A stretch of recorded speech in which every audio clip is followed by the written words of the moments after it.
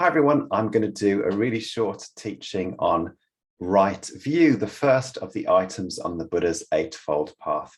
One of the things right view encourages us to see clearly is the Four Noble Truths, which I've already talked about in previous videos, so we're not going to go into those.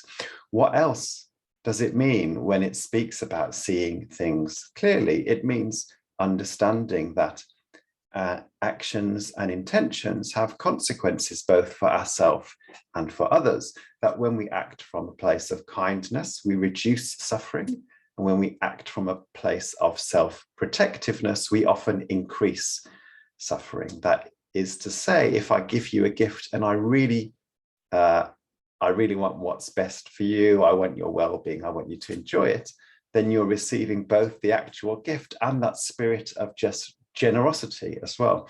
If I give you a gift and I want me to look good, or I want to borrow the gift later on and not give it back to you, then that's also in the mix of the things that you're receiving. And that happens on a big scale and on a small scale. It happens moment to moment, and it happens across lifetimes. We are in receipt of generations of other people's actions.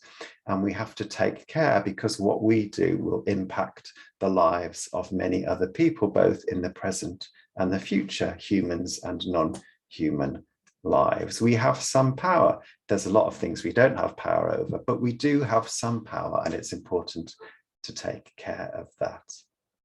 The other thing that I think is important to see clearly is that regardless of how we're doing in that, regardless of whether we're behaving with good intentions or with more selfish intentions, we are loved. Pure Land Buddhism talks about this really well. There is something in the universe, or perhaps a place in our own hearts, that can hold us and receive us and care for us just as we are. It is possible to be friendly to ourselves. It is possible to be received by the Buddha, regardless of how well we're keeping the precepts. And both of these things are really important to hold in mind, that what we do is important and that we are loved regardless of what we do.